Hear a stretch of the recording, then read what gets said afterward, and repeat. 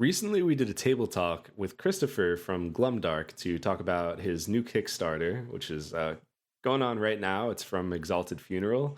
And, well, clearly you all liked that video, and you must like the project because the Kickstarter is doing incredibly well.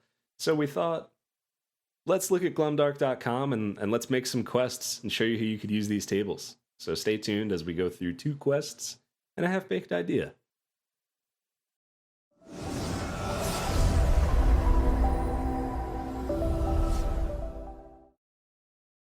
Well, hello there. Welcome back to another J&J Tabletop video. My name is Jake, and with me, as always, is Josh.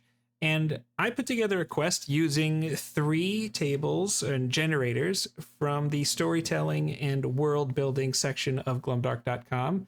And the first thing that just drew my eye was festivals and holidays, and I got Nacht's Last Draw. This is creepy.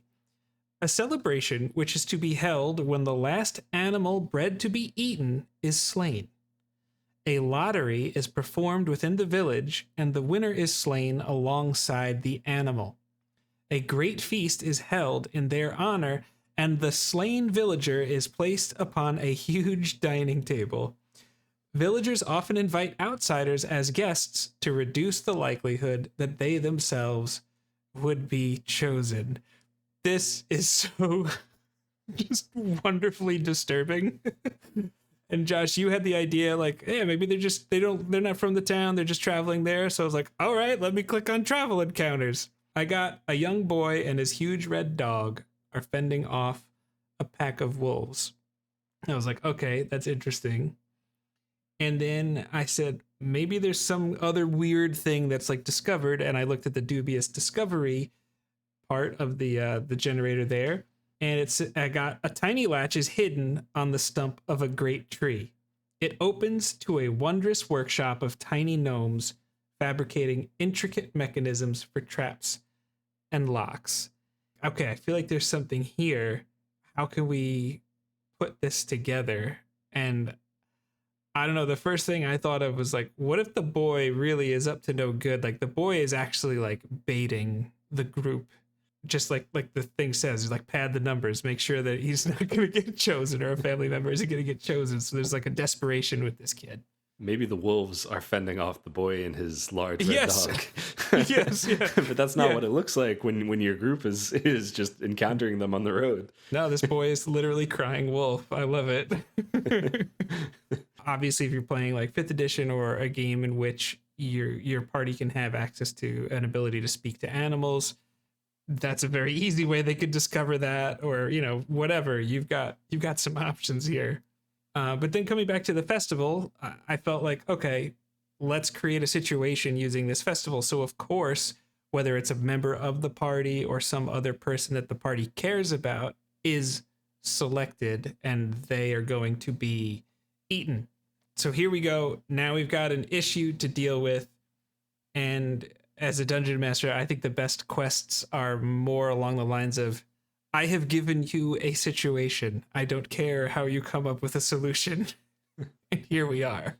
And you've got these pesky gnomes. Like what in the world are these gnomes up to? Is it like are they on the villagers' side? Like, are they trying to protect themselves because their names are in the lottery too? I don't know. Like, is what they're making gonna help the festival, or maybe they're trying to stop the festival? Like, I don't know exactly how I want to put that together. I would love to hear your ideas about that in the comment section. But to me, I feel like this is a very rich environment for you to get creative with what kind of a quest is this? I feel like you have everything you need.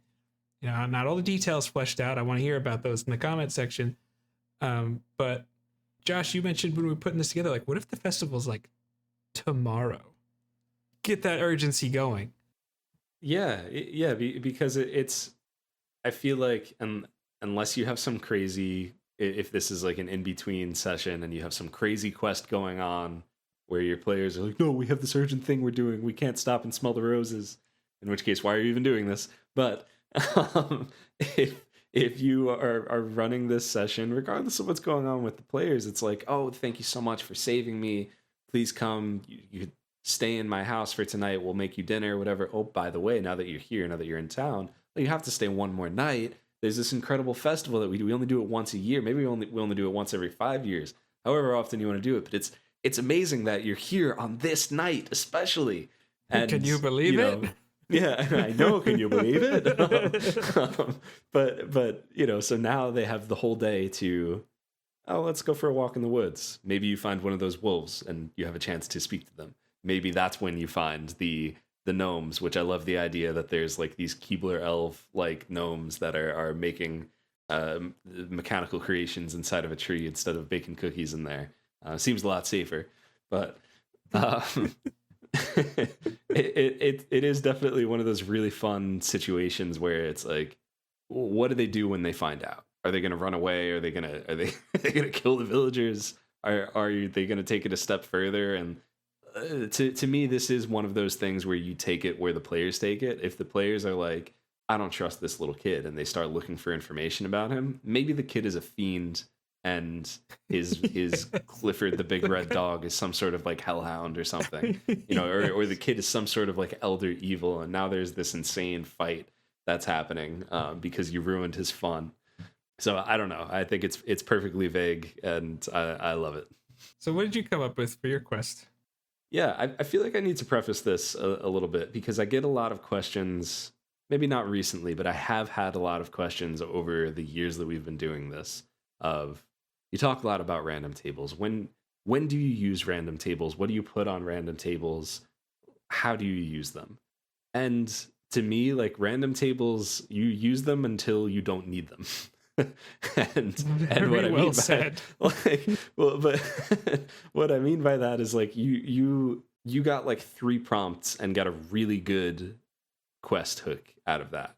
I did 1 prompt in the location generator, and what I got for that 1 prompt was enough for it to be like, I think I spent more time trying to find another thing to add to it so that I could be like, look how many things I used on this. All I needed was this establishment generator. It was an establishment and squalor, I think. So what is it? It's an opium den hidden beneath the cobblestone streets of a small town. Wooden bunks are built into the stone walls, and fraying tapestries drape from the smoke-stained ceilings. The acrid smell of burnt intoxicants hang in the air. I might change small town to big city because I feel like for me that just resonates better, but put this wherever it makes sense. Who's there? Currently, it's being utilized as intended, despite the state of squalor in which it is found. When it comes to squalor, there is no bottom. And what's it hiding? Residents and visitors to this location often go missing. Suspicions are never raised, given the abject destitution present.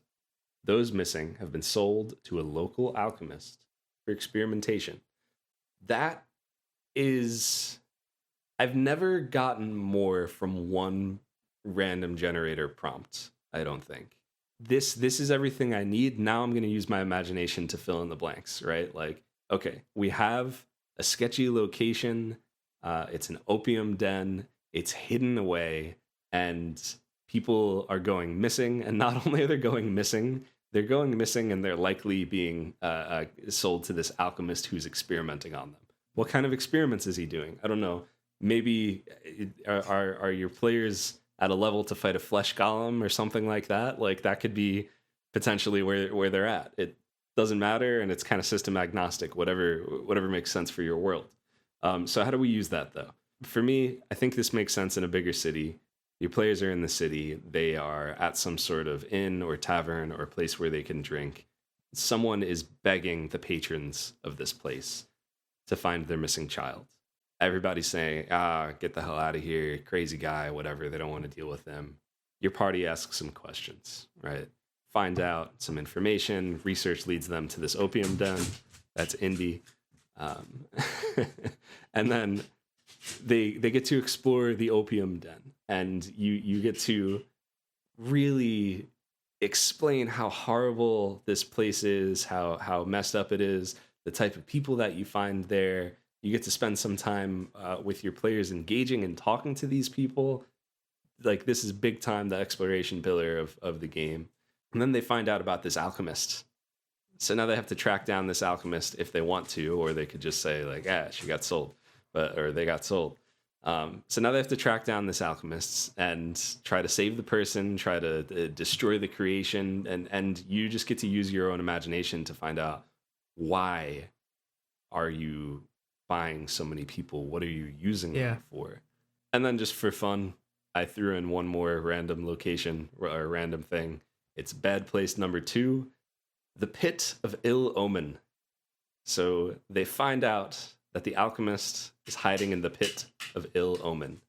The main thing is one random selection, but 2 total, and that's an adventure, I think. I don't know. Do you have any thoughts on that? I really like this because I like the idea of a location itself giving a lot, right? You put it in a city.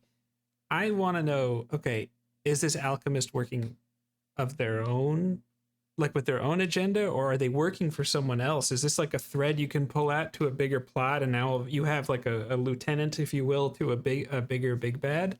I think you get the chance to tell a lot of story about the land itself that you're adventuring in. Like, nobody cares about what happens to these people because of just how poor and destitute they are. You're able to paint a picture about the world you're in, even if you're not going like as dark.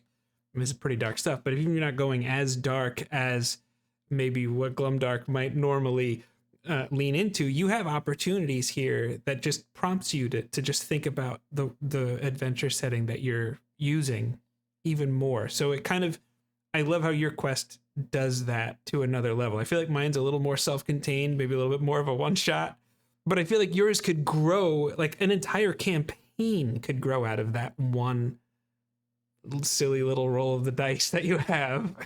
And I just love that. It makes me think, like, who does this alchemist work for? That is the beauty of random tables for me. It's not what they say, it's what they don't say. You gave me enough, and now I can fill in the blanks. That's the quest. I did mention a half-baked idea. So I don't even know what the half-baked idea is, so this is fun. I'm just gonna throw some information out, and you just tell me in the comments if there's anything there, or what you would do with this, or if I'm just an idiot. I don't know. On the incendiary incidents table, I got the sky turns red, and the air smells of charcoal. The whole world looks as if it might ignite. Then I rolled on the omens, and by the way, I didn't handpick these. This was rolling. Then I rolled on the omens table, and I got the next sunrise never comes, and instead the land sits under 72 hours of darkness. I also rolled a location. I got the dead god's caldera, and where my imagination takes me for this, and this is very half-baked, like I said. This starts out with this sky turning red, air smelling like charcoal. You have no idea what's happening. Oh my god, it's this just creepy, weird thing. It's not necessarily, there's no imminent danger, right? But it's not right. And then the next day the sun doesn't come, and it's like that for 72 hours. The way I see this is you have that night plus 72 hours to figure out what's going on and fix it. Otherwise, I don't know, the world's going to end, the sun's never going to come up, or it's just straight up time loop, and after the 72 hours are up, you wake up, you smell charcoal, the sky is red, and you do it all again until you figure out what's going on, like some sort of Majora's Mask Groundhog Day or something. Yeah. I don't know, I was almost thinking of a little bit of like a Sozin's Comet kind of a thing going on too, where like you have this like window of opportunity maybe that's going on, so there's something is occurring. Yeah. I don't know. There's something there, and the 72 hours of darkness is very significant. I don't know what it is, but hopefully you could finish that for us. I promise this was not like engagement hunting.